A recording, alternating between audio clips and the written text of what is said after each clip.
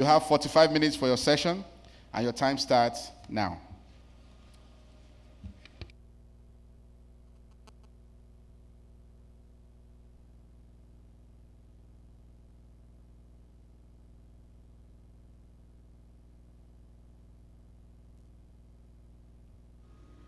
Hello, everyone. Can we have another round of applause for my distinguished panelists? So I have a few opening words before we start this panel. The Honorable actually took a lot of what I was going to say, so you're going to hear some repetition. So Africa contributes less than 4% of the global emissions, yet faces the greatest energy poverty. The question isn't whether we choose access or decarbonization, it's how we design solutions that achieve both. For millions across the continent, energy access remains a daily struggle. It's not just about electricity, it's about opportunity, dignity, and growth. At the same time, Africa is under pressure to decarbonize and align with global climate goals. Too often, these two needs are seen as conflicting: development now versus sustainability later. But they don't have to be. With the right mix of innovation, policy, and finance, we can close Africa's energy gap while building low carbon resilient systems. And my panelists today will tell us how to do that. So to begin with my first question, Mr. Godfrey, why are energy access and decarbonization often perceived as conflicting goals? Thank you very much. Good afternoon, everyone. I want to start with this analogy. A man comes into the house very, very hungry and gets to the kitchen, finds 2 plates of rice, one in the freezer, frozen already, and the other one, maybe the food was made around 6 in the morning, but at this time, 10 p.m. in the evening. The other one now very cold and sour. And because he's home it, defrost it, then before I can now eat. But this one is there already. Let me just eat. And then go for the option of eating the one that has been there. Just because he opted, he made an option, a choice. To him, he wanted to satisfy, he wanted to ensure that he's no more hungry, but made the wrong choice. Why do we always, why it's a bit conflicting? I gave that analogy, to better explain this. Yes, we are running against time. 5 years from now, the target, SDG 7 target, will be at the mark. And at this moment, it appears as if we may not be able to get to that goal. And countries, from the angle of energy security, from the angle of, yes, let's get any option just to meet SDG 7, are open to several options that at the end of the day, it's not climate friendly. On the other side, affordability, we need to give them electricity, but it has to be cheap. That used to be a narrative, but that is not anymore. So, decarbonization can still achieve the energy access goal, same way you decided to go any other route to that place. But however, there will be a cost if we do not decarbonize. The consequences, it's already with us, and for every emissions we put in the atmosphere, it takes several years for us to live with them. And so that's why it is very important that we try to converge these two goals. So the conflicting aspect of it stems from people or countries wanting to achieve that SDG 7 by all means, irrespective of the energy solutions. And also maybe because it is, finding a way to get energy access cheaper. But that narrative has changed. But as we continue, we'll talk about how that is happening, which I know you already know. Thank you. So, Mr. Tony, where do you see the biggest opportunities to align access and emission goals? Thank you very much. Thank you very much. Good afternoon, everyone. Just to give a quick context, I am as mentioned before, principal partner of Near Connect, a company that works with international firms looking to expand into Africa. And in doing so, what we've done is we've concentrated on partnering with technology firms in the transition space. One of which being an energy decarbonization company, carbon capture company to be specific, called Raincage Africa. And this company, what they've done is they've invented a technology that makes it very seamless to capture post-combustion emissions from industrial material that can be, sold as a commodity, to international players. So, we thought of collaborating with this company because of that opportunity where it becomes a secondary source of revenue for an emitter. Now, emitter is not thinking about investing $100 to $300 million into a project and simply just, reducing their carbon emissions.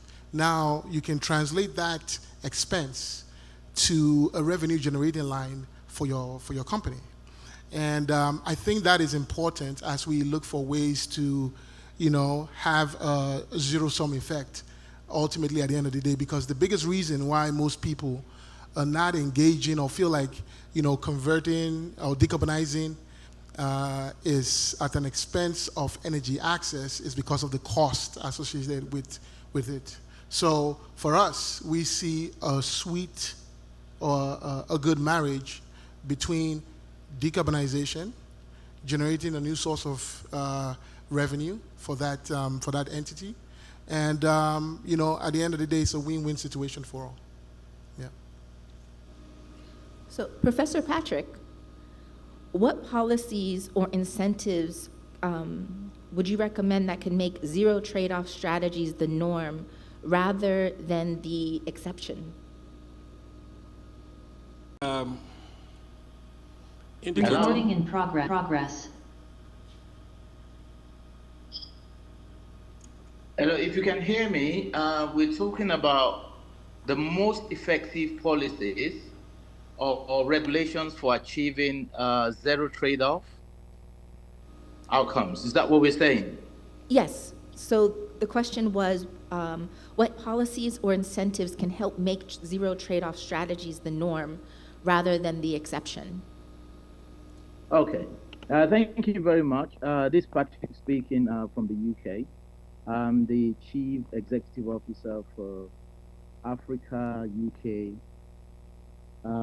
Infrastructure Enterprise. So basically, what I'm going to cover is more talking about zero trade-off outcomes when we're talking about policies. But basically, the most effective policies or regulations should be ideally transparent. It should be investment ready, and we need to ascertain that the most effective policies as well, they should include like what most of the people who have been talking about.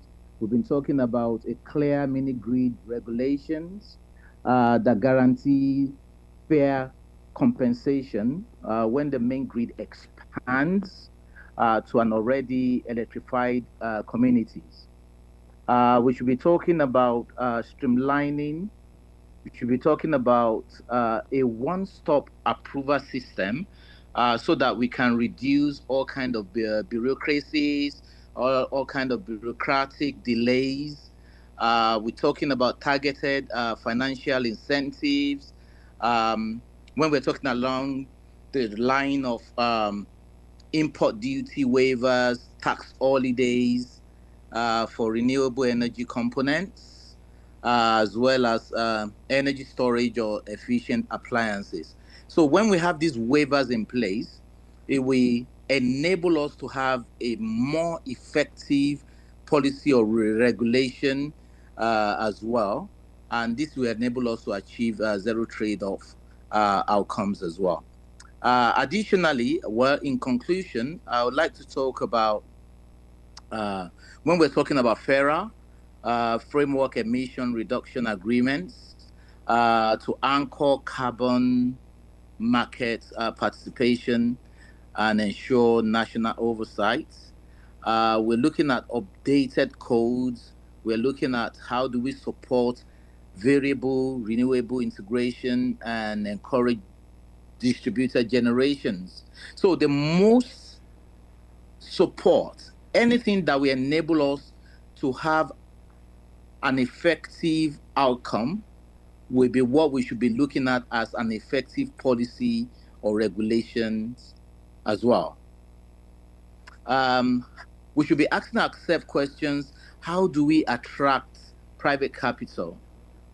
How do we create a transparent environment where energy access and decarbonization can reinforce each other rather than compete? The last speaker was talking about why should we think that we are competing. It should be about reinforcement. It should be about when we're talking about energy access and we are talking about decarbonization, for example, it should be something that aligns, that work together, not competitively. He made a wonderful point that really aligned with your last statement about the work that you're doing, especially with being able to kind of take the carbon and kind of move it towards graphene. Can you talk a bit more about how that process came about, so that way we can be able to see how can it be scalable, especially in the African context? Sure. Thank you so much. So this technology was invented in Canada about 15 years ago, and slowly has been being updated and revised over time. But recently we have a number of pilot projects going on in Canada. And the reason why this is possible, even though it's somewhat expensive to deploy, is because the government has created an environment where investment into R&D, investment into new technologies are given some projects like this. And basically the technology captures post-combustion emissions. So I would be able to connect one of those units to a power plant, flue stack or exhaust pipe, and pull the emissions into the unit. And of course, the brain box within the unit, the refining process, would convert it into a sludge-like material. And that material, when dried up, becomes graphene. And at that point, it could even be further refined into a little bit into fullerenes and used for other industries. But the great thing about this material is that it can not only be sold to the likes of, say Toyota, for example, that produces electric batteries, but also can be sold to, electronics manufacturer like Panasonic, or can be used to augment cement. So it can be used locally by, cement manufacturers, and waste material like that in multiple sectors through decarbonization, I think is very, very important. Strategies can succeed, and are there those regional trends that we're seeing?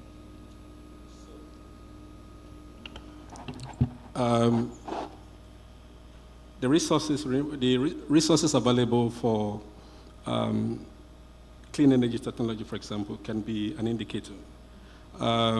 So in the case of Nigeria, where we are both, the country's both has abundance of gas and all other renewable energy resources, you can see how that has been carefully crafted into the energy transition extent where, and that's why it's also very important that everyone do this transition based on what they have, as resources, across Africa.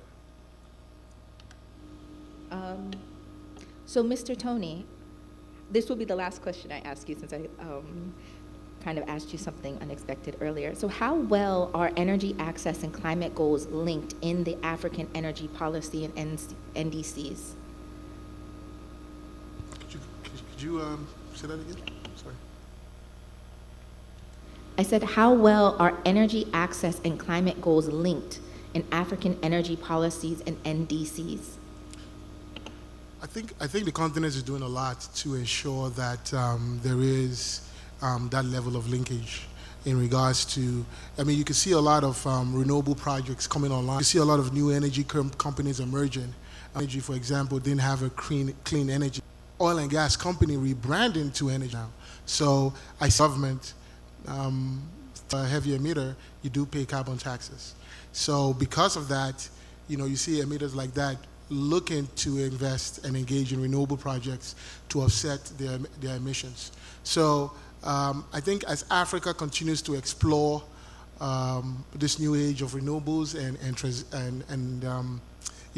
decarbonization, we will continue to see new policies coming into effect. Hopefully in Nigeria we would see more tax breaks for technology firms engaged in, say, decarbonization.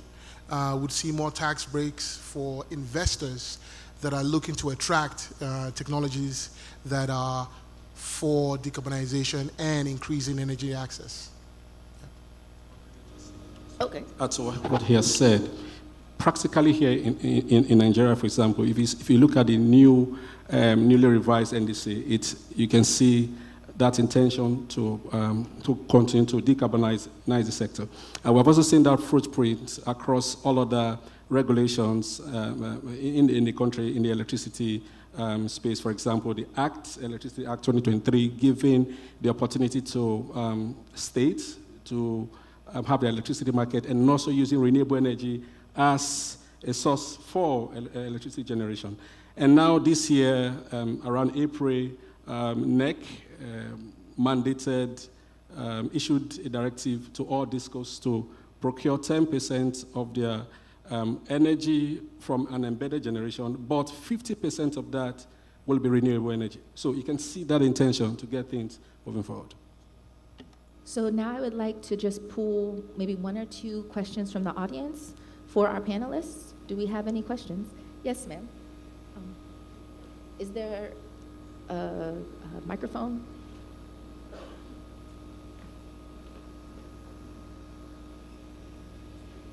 So thank you very much. I've been highly enlightened. So I have two questions. I hope you don't mind. Okay, so the first one is, what is the impact of AI and data centers on energy access?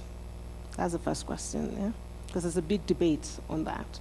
Then the second one, you talked about carbonization. So we have, we're being asked to use more electric cars. But remember that electric cars use batteries, as they rightly said, and they too emit carbonized, they have carbonized emissions, yeah. So do you have any data to sort of show that electric cars have less impact on the environment than cars that have fuel emissions? Do we have any strong data on that? Because remember, they're both emitting toxic waste into the environment. So please, can you sort of enlighten us a bit more on that, on those two questions? Thank you. All right, I take the AI influence on energy access. So generally, if you look at renewable energy itself, because of the challenges of the variability, you don't have it always. It has been a challenge and also affected the cost. So, for example, grid integration of renewable energy into the grid has been problematic. But with AI, with innovation, that challenge is now being addressed. Now, it's you could have better stable grid using technologies that can help manage the variability of renewable energy on the grid. And also off-grid, we're now seeing very good battery storage innovations that can help us take care of that intermittency of renewable energy off the grid as well. I've also seen where AI is playing a key role in remote monitoring, for example, of grid, of off-grid, mini-grid, where renewable energy has been integrated into that and making operation much more seamless compared to how it used to be. We're seeing how AI innovations is beginning to make the effort towards energy access, much more attainable than before, helping to address challenges we've seen in the past. Yes. AI itself is dangerous to the environment. So that's what I'm trying to say. AI That AI is- itself is dangerous to the environment because AI, we have to create data centers to store data, to process data, and these are powered by high frequency energy. And so by virtue of that, we have to generate more energy to process this data, and that also removes access to data from people who actually need it. So how do we address this issue? Thank you. What order that we're getting into now, you're looking at, certain projects. I know the one in Houston is using about, 100 gigawatts of power. When you look at Africa, and again, a lot of people are looking at Africa and saying, are you going to be the last to come on board? We don't have enough energy to come on board. Basically, if I'm not mistaken, that's what we're trying to say. But we do have something that has come to mind recently, and a friend and I really discussed it. And it's the fact that we have a lot of stranded generation in Nigeria, for example. Generation plants that cannot come online or come onto the grid because they don't have, the evacuation capacity to get on the grid. Now, in those situations, you can actually locate a data center next to that generation where they can access power directly from those stranded capacity that we have in country. That's one option. Another option that I've seen is using flare gas to tap into, create almost like a generation plant specifically for data centers. And I've seen that in like 2 weeks ago, where someone was pitching to me saying, I would love for you to introduce this, where we can tap into a flare gas, create a generation plant that feeds into this big data center. So I think there are multiple options for us if we're really open to innovate and use those technologies available. It's just awareness at the end of the day, because prior to 2 weeks ago, I was not aware of the flare gas to power option. But I say 2 years ago, I actually pitched to a power generation plant to establish a data center next to 100 megawatt stranded generation. So again, I think we can make use currently of our stranded generation to power and develop our data centers, and we can also make use of our flare gas innovatively to generate power and power those data centers. Now, in regards to your argument for combustible engine being basically the same or maybe better than your electric power vehicles, less emissions, comparable. I would argue I would argue it's not so. I wish I'll share data with you later. I'm good at research, so but we can do a lot. Like, for example, the product that was showcased earlier today, Sonox. It happens to be that I do deal with the company for another region in the continent, and what that product does actually is reduce emissions in vehicles. So it actually reduces your carbon footprint by about not less than 25%. It reduces your particulate matter, basically the black smoke that comes out from your exhaust, by 95%. In fact, multiple case studies, multiple pilots have been done across Africa, across the UK and Canada, where you've seen fuel efficiency upwards 15, 20%. So to me, the way I see that zero-sum effect is let's look for technologies, let's look for products that can help us maintain status quo, but also increase our efficiency in using fossil fuel, thereby using less, but also reducing our emissions while using fossil fuel. And that's why I had to mention Sonox, because I know so much about that product. And I currently use it for my vehicle. I supply it to multiple logistics companies that are using it, and I've seen tremendous value from it. So I guess this is a plug for Sonox. But it is definitely an interesting product worth using. Now imagine if the the governing body or the authorities when it comes to bringing in our fuel or our refining process is saying, let this product be blended into every single post-combustion. So you're talking about your vehicles, you're talking about your generators, you're talking about using it in industrial places. As long as you're using it for diesel or petrol, it definitely shows that you can reduce your emissions, and particularly your particulate matter, which is very, very important and is important for our environment.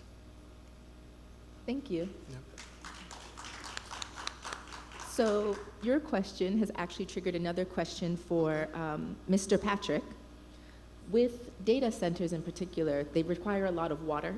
Yes. And that can, usually they're placed in marginalized communities. So for Mr. Patrick, how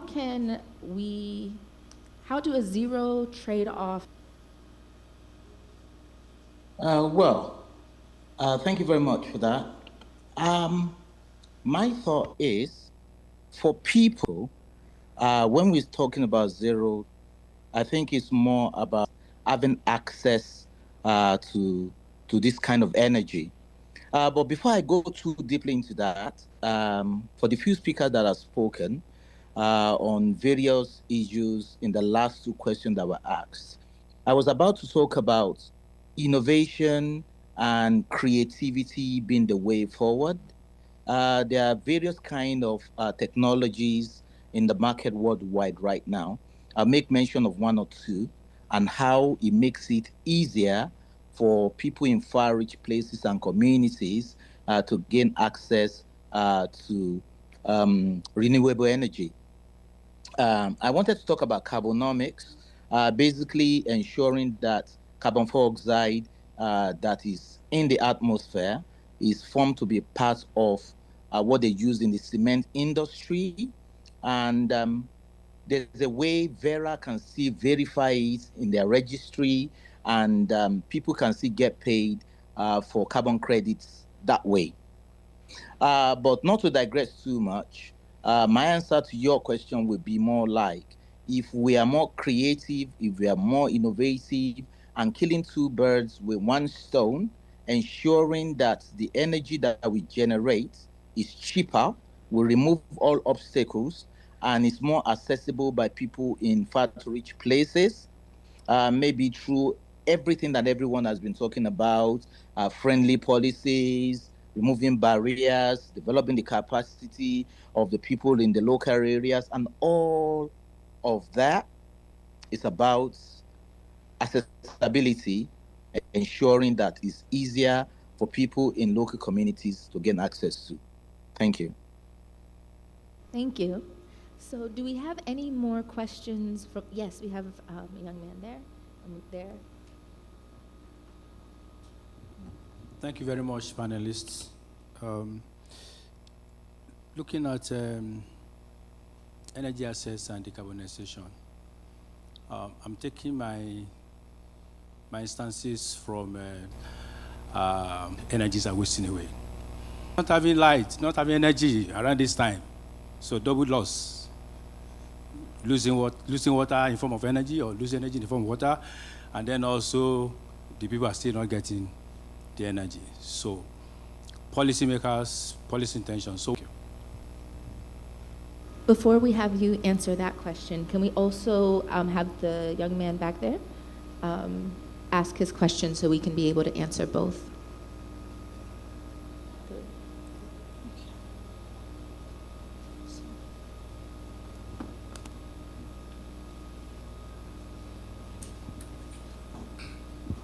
Good afternoon, panelists. My name is Mustafa Habib, and I'm from Nile University. When I came for the conference yesterday and I went back, I was actually having an argument with some of my friends back in the hostel, and I just thought I should pose the question here. So the question would be, are there or position? And I just want to know your thoughts about this. Thank you.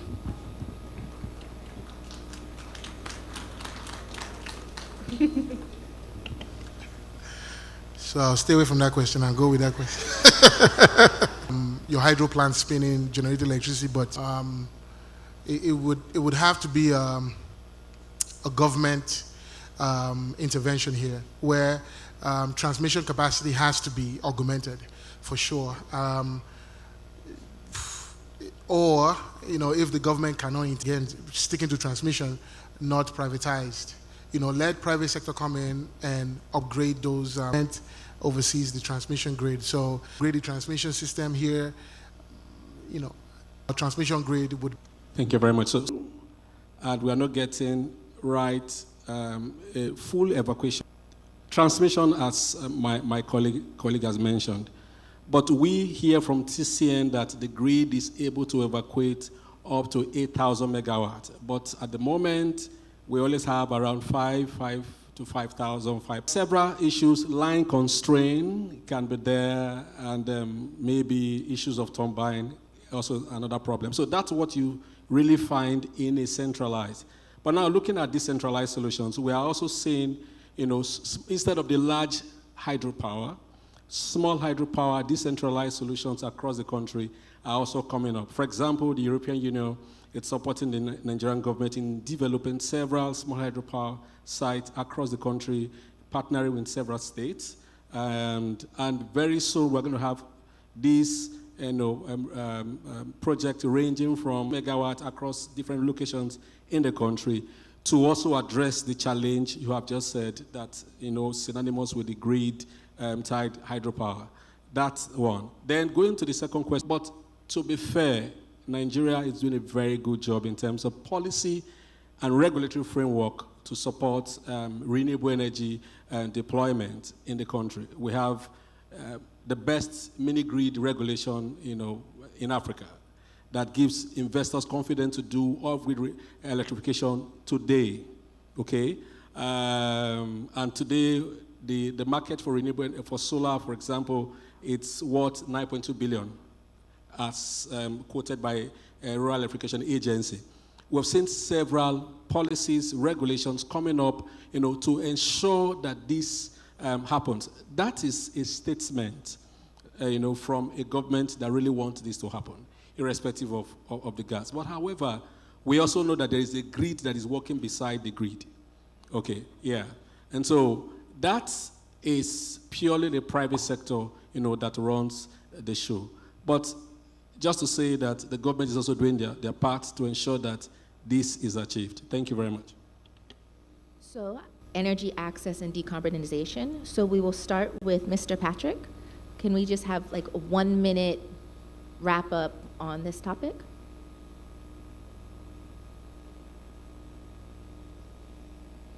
Well, my own roundup would be more about answering the last question by the gentleman, and it's basically looking at it from the perspective of collaboration. Let's look at, Oando had a summit some few years back, and they were introducing themselves as an energy company. They were not talking about them being an oil and gas company, but an energy company. And we do know why this is very important is the fact that energy, like we've been saying throughout this summit, it could be through renewable source, it could be through fossil fuel or non-fossil fuel. So to answer that man's question, more like organizations understanding that when we're talking about energy, it could be from multiple sources. Oando is able to develop Oando Clean Energy, for example. They're still using non-fossil fuel means, but as well as fossil fuel. So they see themselves as an energy company. So if the industry is able to see itself as benefiting from various sources of energy generation, and that's the form of collaboration I'm talking about, and that's kind of perspective I'd like us to develop as well. Thank you very much. Thank you. And so, Mr. Godfrey, would you like to have just a 1-minute wrap-up? Okay, so from me, I want to reiterate again to say that access, decarbonization has to go together, and everyone needs to be on board. We have also seen IEA, International Energy Agency, just released a statement, a report last week saying that there's a bit of statement regarding the progress of access, based on the current report. And they likened this to so many reasons like population growing faster than access. The funding that it's required, it's beginning to reduce because, generally, globally, it's so many funds coming from overseas direct assistance is beginning to reduce as well. This is also having impact on that. But we all know one thing for sure. Climate change is real, and every solution that will help us mitigate that has to be on the table. Thank you. Thank you. And then, Mr. Tony, your 1-minute wrap-up. Thank you. I think we can all agree that, we don't have enough electricity, and anything that we can do to, increase our capacity is needed, and that includes tapping into our natural resources, from gas to petroleum, whatever it takes to get that energy, to us. Now, ultimately, we have to do our best to, in regards to climate change. We have to ensure that we save the planet for the next generation and the next generation to come. So having decarbonization, attached to energy access is not a bad thing, it's actually a good thing. And from my vantage point, being involved with a carbon capture company that basically creates a circular economy from decarbonizing heavy industrial players and using that material as another feedstock for another industry, I think it's very, very important. Operating efficiently by using products like Sonox, EcoCleaner, or EcoConditioner is very important because, again, you not only reduce the amount of fossil fuel you use, but you also are reducing the amount of emissions coming out of your vehicle or coming out of your engines. So it is very important to look at it almost like a brother and a sister, complementary, and not antagonizing each other. Thank you. Thank you. And can I please have a round of applause for my panelists? And can we have a round of applause for yourselves? Okay. Thank you so much. Thank you so very much, Dr. Natasha. Thank you for moderating this session very well. Please put your hands together for them. I'll invite Professor George to join them for the group photograph now. And one more plenary to go.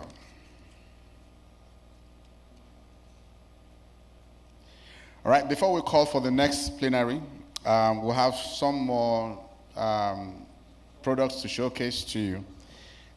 First, I'll call on Ace Fuel, if you're ready. Ace Fuel, if you're ready, it's time to show us what you got. Ace Fuel. Where are they?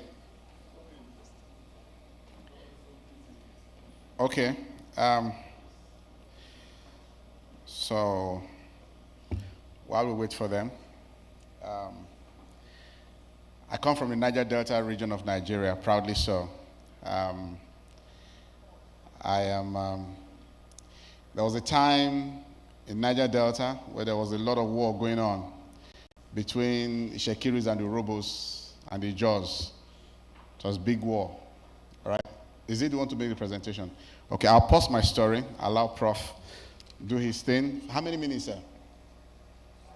5 minutes. 5. Okay.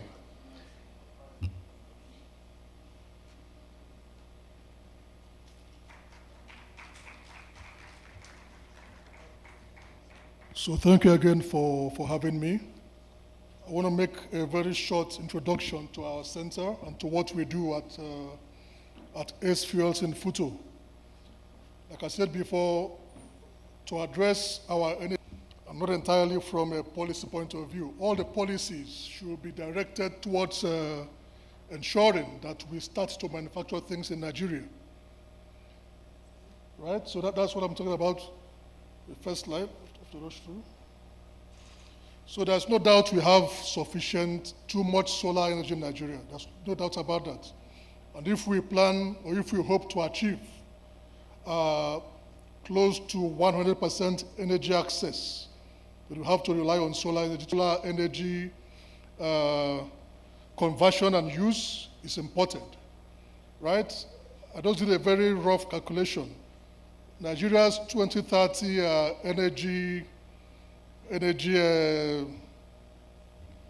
destination, to achieve it, we will require close to 250 gigawatt peak of solar power conversion and close to 300 gigawatts of storage, right?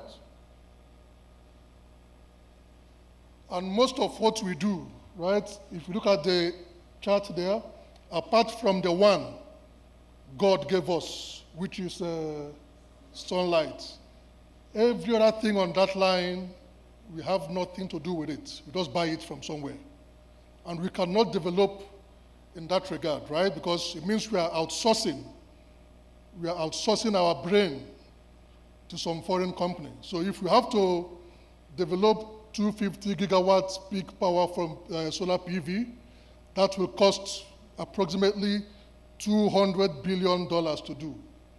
If we have to develop 300 gigawatt hour of storage, approximately $100 billion. A lot of money to throw away, if you ask me, right? While our youth are walking around aimlessly and without direction. What our youths are good for now is movie, music, and IT. Right? Because that is the level of support we as a country we are providing for them.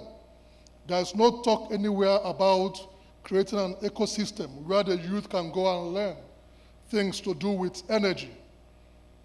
Right? I was happy with when Tony was talking about a startup working on converting CO2 to graphite and graphene and stuff like that. This is what young people outside Nigeria do as a pastime. And this is what our youth cannot dream about because we have provided. There's no attempt. Both the energy transition plan, I was part of the review committee for the hydrogen energy plan. Just 2 or 3 lines on capacity development and research, and the rest on policy. It doesn't help us, right? So we need to start to develop systems for ourselves. We don't have to use, like I said before, the silicon-based solar panel system we use is 96, 98% in China. Europe, America have given up for China to do that. We will be stupid to compete in that area with China too. The same thing with batteries. If you're looking for chain, what to make solar PV used to make batteries? And what are we doing with that? So there's a race. The rest of the world, apart from China, is racing towards what they call next generation solar. As a way to break China's monopoly on solar PV, and 2, to create new economies. And they're putting money in that. For instance, we have a project with some partners in the UK, about £3 million to develop next generation solar. So it's an evolving area that any smart country like Nigeria should be with the kind of resources, natural resources and minerals that can be used to make these technologies, we should key in immediately. Immediately. So simply because we were fortunate to get funding from the World Bank, we've been able to set up facilities for this kind of work. All right, we have good laboratories, but it's not going to be enough. There has to be support for people to come and learn in those laboratories and come and skill up themselves. That is what that's why I'm here. That's why I told Prof, I must come here.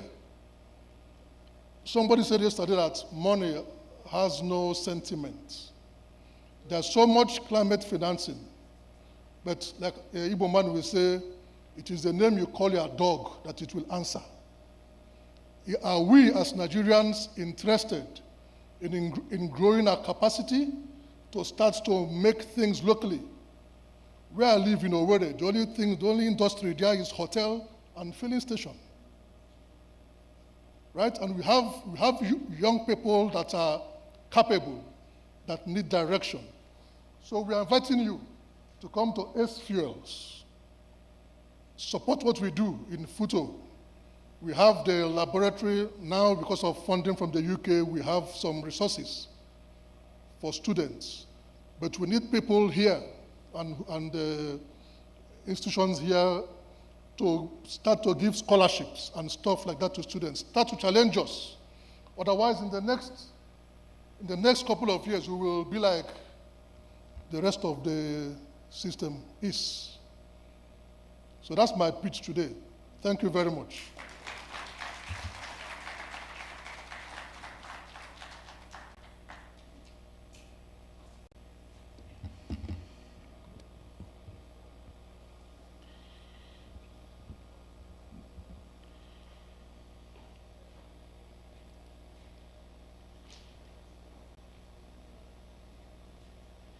So, Prof, just to quickly answer you, very soon we'll get to work on what you're asking us to do when we have finished with our elections in 2027.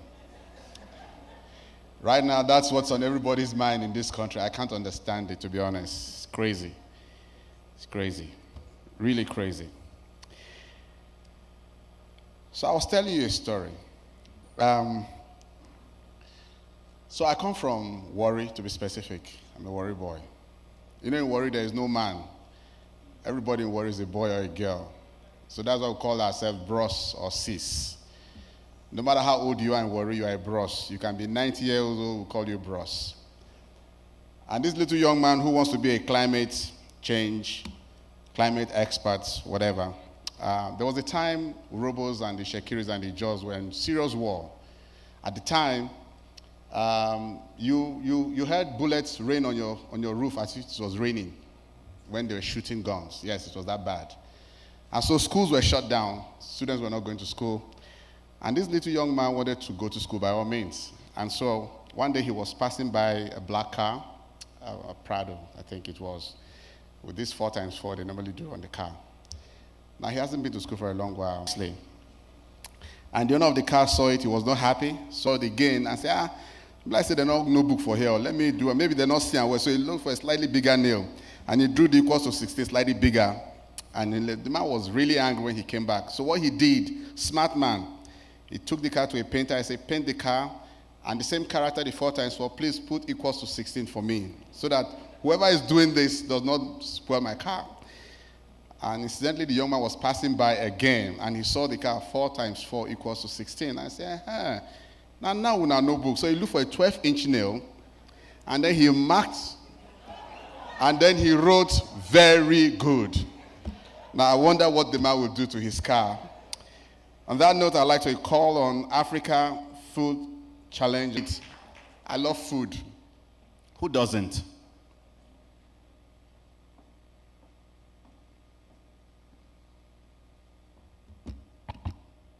All right. Good afternoon, everyone. All right, so thank you very much to the conveners for bringing us together to talk about our bold ideas and how we'll transition, to play in this new space, transitioning from traditional ways of doing things to grow that around the role that food production, emissions from livestock, crop, how we consume food, how we distribute and even store food, the role that that plays in climate change. So, all right, so who are we at African Food Change Makers? So the model, we are a non-profit organization, and the model of our operations is that we believe that our food production, it does not come from the and medium enterprises, and they are the people that we support. Oftentimes, these small and medium enterprises even understand the impact of climate change on their business operations and how to build in climate smart mitigation and adaptation strategies into their business operations. They are also faced with lack of access to finance and lack of that they need with the networks that they need to do their business operations. So let me quickly talk about our BRACE program. So our BRACE program is building resilience against climate and environmental shock. Help agri-SMEs to understand the impact of climate change on their operations and to build this. And so far, we are getting there, and we are Africa-wide. As at last year, we have had 1,600 people across Africa that enrolled in our programs. And this year, we are meeting our target of training 1,800 people. Currently, we have trained over 3,400 people to build in this, climate adaptation strategies into their business. The program is that it is hybrid. We first of all start from the self-paced online learning, where we introduce them to all models from food production, livestock and crop, to food processing, to food storage, to distribution, to really help them, to take them through all of the different, subsector and chains of food production to actually be aware of the impact of climate change on how they do things, and also to help them to cultivate a different mindset, and also to be able to, so that we are not left behind as Africans as we move this transition, as we transition from traditional ways to climate smart ways of doing things. So we first of all start from the online training, where they go through a self-paced training. After that, we take them through experiential learning. I'm going to show you some of those pictures. We take them through experiential learning. We expose them to climate smart innovations. And I'd really like us to partner with the last showcase here, ACE Fields.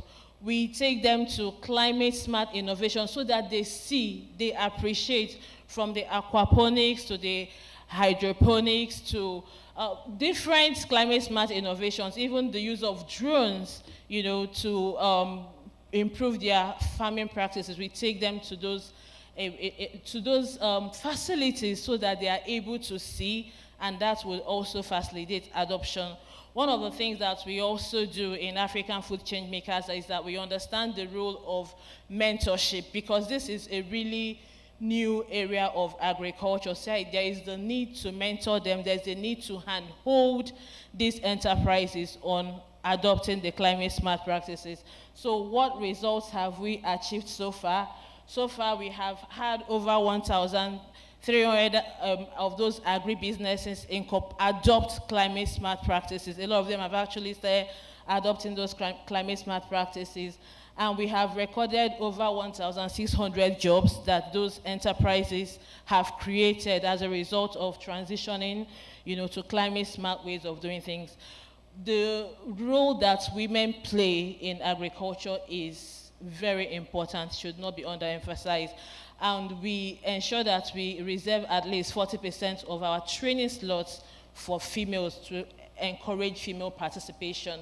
We are not there yet, but we are getting there. So very quickly, this is our reach. We have reached over 44 countries in Africa out of 54 countries in Africa. That is something that we are very excited about. And these are some of those climate smart innovations that we expose our participants to, so that they understand some of these facilities and they can also adopt them. I quickly want to talk about the opportunities. This is us training our participants on how to monitor and track, the importance and the impact of this transition. I really want to talk about the opportunities that we see, because a lot has been said about when you partner or when you agribusiness that has been trained, that understands the impact of climate change on its businesses and is already integrating those strategies into the way they operate. That is a way of de-risking your investment. So we are saying that we have over 3,000 agribusinesses that have already been trained, and they have identified those climate smart technologies that they want to utilize in their agribusinesses. But sometimes the access is not there. I know that a lot has been said about access, but we actually want to go into the practical aspect of it. And we are looking for partnerships with organizations that have some of those technologies. These are businesses, a lot of them can pay, but the payment structure has to be friendly to these agribusinesses. So we are looking for impact investors. We are looking for, technology firms that have developed solutions. There are some of our participants that have been trained and are willing to uptake this investment. So we look forward to collaborating and seeing how we can structure, some of these financing solutions to be able to reach, the agribusinesses, so that even the producers of the technology will also know that they are contributing to the transition to mitigating the impact of climate change. Thank you very much.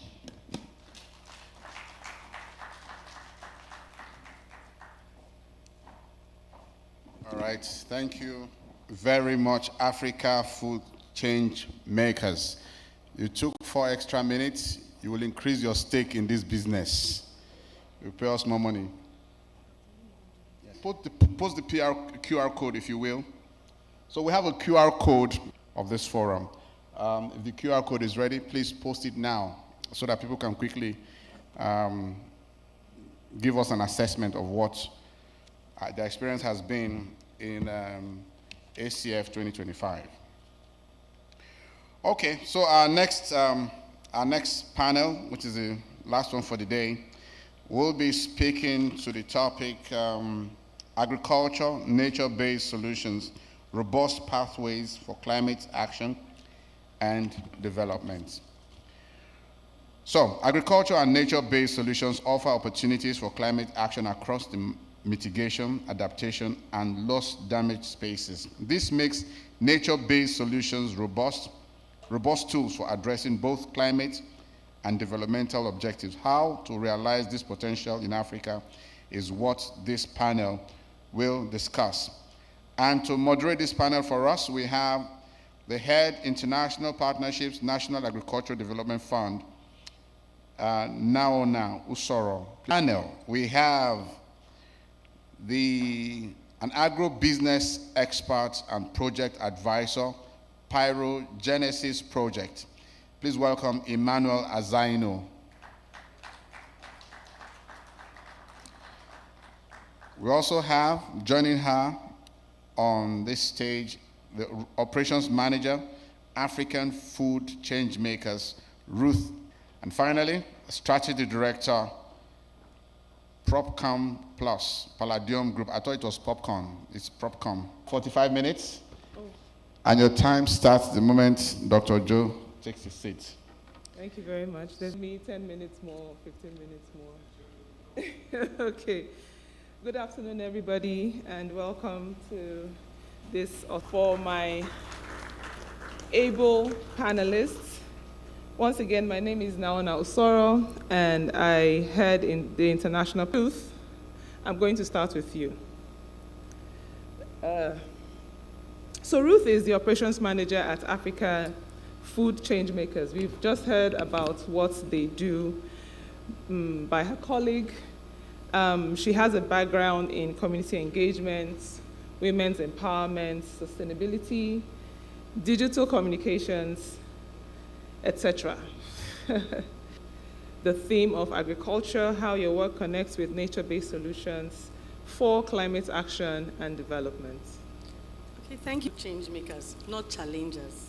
We're not challenging anybody, but we're actually setting out to make change in the area of agri-food entrepreneurs being the lifeblood of the food ecosystem, because we understand the part that they play, not just in food security, but extensively to the climate conversation, sustainability conversations, and all that. So our focus is to support these agripreneurs, because the big players and the smallholder farmers can have all the support they need, usually the SMEs, to support them to scale successful and sustainable agribusinesses. Because we believe that they are the lifeblood, yet they are challenged, and they don't usually succeed too long. But we know that they have a key part to play in the food security conversation, like I said, and also in climate action, because our programs basically are designed to target those things that affect them, and in response, as we help them to mitigate those, for instance, climate issues, then they are able to sustain their businesses, and then in different aspects there is more growth and the economy is enhanced. So our focus is on agripreneurs, and our work spans across not just the climate conversation, but like you said, the women role to play in agric, making sure that they are supported, making sure that what they do to affect climate and to actually benefit this transition conversation is supported. Let me not say so much so that others can speak, but that's about, in a nutshell, what we do and what we're focused on.